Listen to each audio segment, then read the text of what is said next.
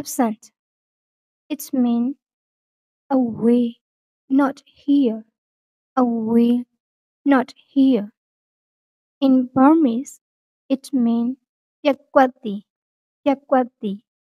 In Karen, it means the O, the hair, the O, the paplata, the O, the hair, the O, the paplata. For example, we can say like this. Bobo is absent from school today because he is ill. Bobo is absent from school today because he is ill. Bobo နေမကောင်းသောကြောင့်ယနေ့သူကျောင်းပျက်ကွက်သည် Bobo နေမကောင်းသောကြောင့်ယနေ့သူကျောင်းပျက်ကွက်သည် Dini i bobo dehe thojo melo soki holo Dini i bobo dehe thojo melo soki holo